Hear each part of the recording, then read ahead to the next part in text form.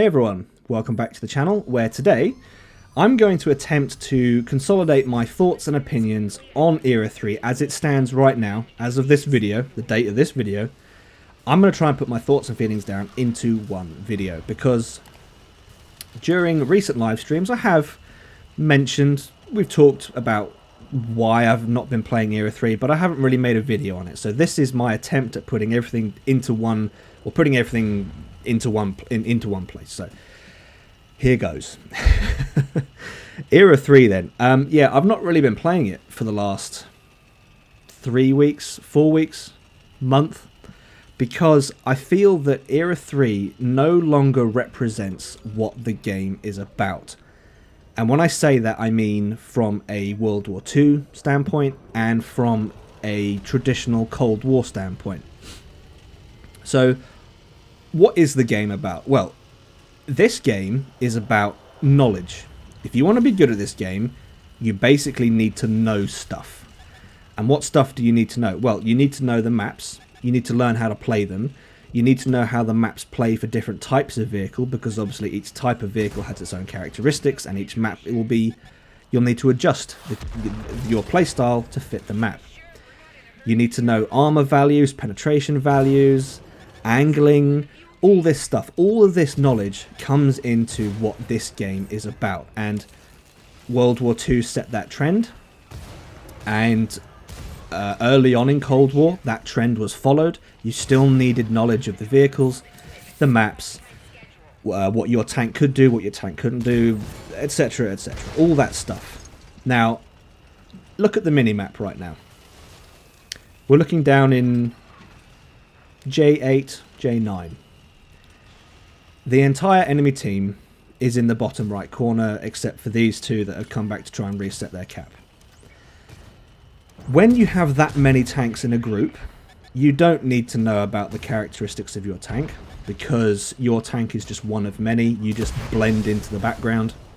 You don't need to know the map, because your team is just in the group. You just follow the group around.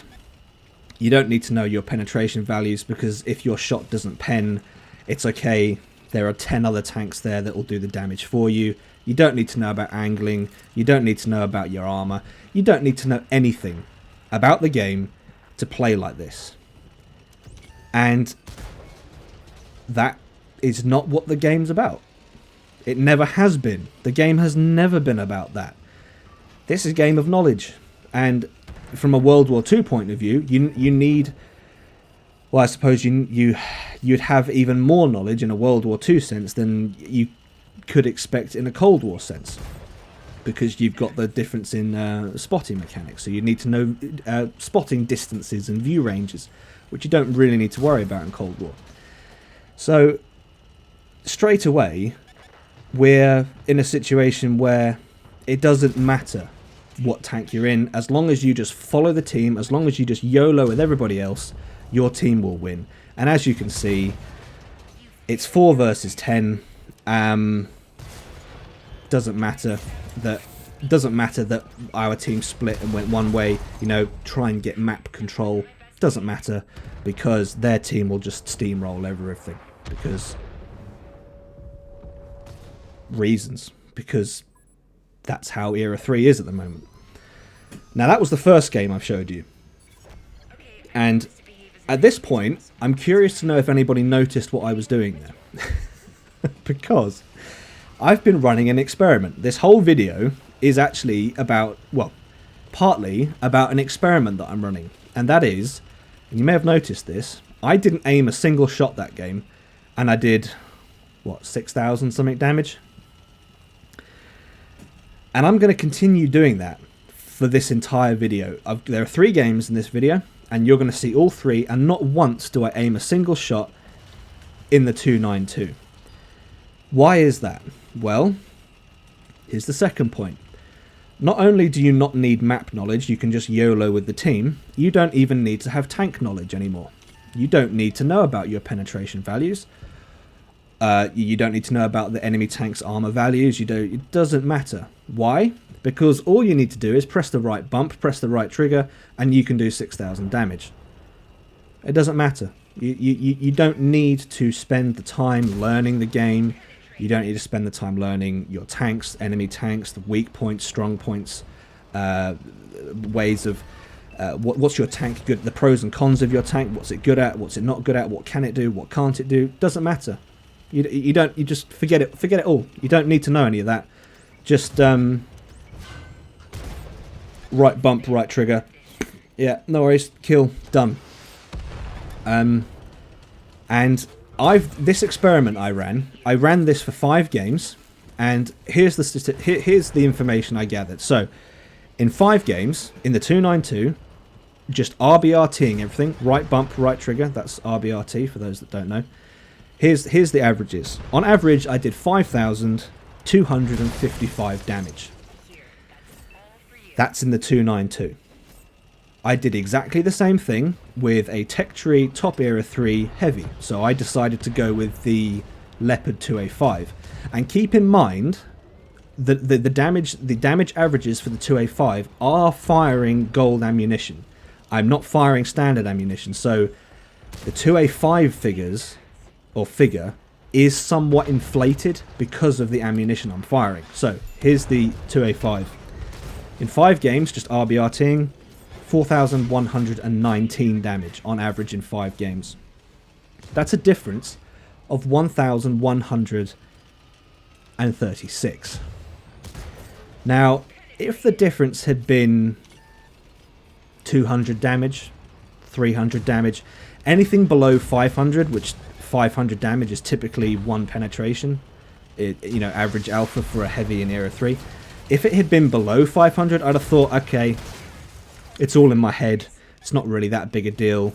Just you need to adjust your thinking, adjust your approach, and work with it because it's actually okay. But 1,136 damage, that's a big difference. That is an enormous difference for a tank that is firing standard ammunition and not even aiming its shots. To me, that's now we're entering the realm, and this is what contributes to the whole kind of, this isn't what the game is about. The World of Tanks has never been about just RBRTing things. I know some people out there will go, haha, yeah, very funny, Russian bias in World War II, and he KV2 RBRT me from across the map. Like, yeah, okay, I get that kind of traditional joke, but I've actually gone out and tested this, and I've proven that RBRTing in the 292 is an effective strategy. You can do 6,000 damage in a game just by RBRTing things. I can't remember how much I did in this one. Let's have a look. Oh, okay, I skipped past it. Anyway, it wasn't a bad result, but I did it all just by RBRTing, and it's like, this isn't what the game's about. The game has never been about YOLOing with your team at 70 kilometers an hour. It's never been about just point the gun in the direction of the enemy and pull the trigger and hey, there you go, 6,000 damage drops into your lap. It's like, this has never been what the game was about. Why is Wargaming enabling this? I mean, this isn't what your Wargaming, this isn't what your game is meant to be. And it's not just the 292. I mean, I've got a 477 sat behind me right now. That's another culprit. And I guess I'm saddened by this because, and maybe I'm slightly responsible for this in some way, because when the Weasel came out earlier this year, I made a review, and one of the first things I said to people was, get the Weasel, it's absolutely incredible. Because in my mind, in my naivety, I thought to myself, this is a one-off. Wargaming won't release any more ridiculous premiums because that's not what the game's about. They wouldn't do that. They wouldn't be ridiculous like that. They wouldn't ruin their own game like that. And yeah, laugh if you want, say whatever you want, but yeah, I'll admit, maybe that was my naivety. Maybe that was my over-trusting in Wargaming. I don't know, but I kind of feel that I thought the Weasel was a one-off, and you know, T72 just he's peeking the corner. I'm not even aiming at a weak spot. I'm not aiming at the front road wheel or anything at all. Just auto lock, bing, off he goes. He's dead. And yeah, I said to everybody, yeah, get the Weasel, because the Weasel was great fun at the time, and I thought it was a one-off. I thought it was an exception, but this, nah. It just, we're reaching a point now in Era 3 where ridiculousness is taking over. The game is becoming ridiculous. And I feel that, for me, it's too much. I am not okay with that. I am not okay with teams being able to YOLO and win. I'm not okay with being able to RBRT like this and do 6,777 damage. That isn't what this game is about. It shouldn't be about this. It's never been about this. And I do not think this is the right way for this game to be going. I think Era 3 is an absolute circus right now. And I think Wargaming need to do something to address it. Because for me, it's not fun. I don't like it. I'm not enjoying it. Era 1 is the most tactical gaming experience I'm having right now. And that's with new players involved. There are more tactical, well thought out games in Era 1 and Era 2 than there are in Era 3. And I think that's a crying shame, because Era 3 is meant to be the pinnacle of this game. It's meant to be the top of the mountain. It's meant to be where the best of the best are. And it's an absolute circus right now. It's absolute joke, and I'm not enjoying it. So Wargaming, please do something about it. Please rectify this and make Era 3 fit what the game was always supposed to be about. Knowledge and skill, not just YOLOing and pressing 2 buttons on the controller. It needs to be more than that.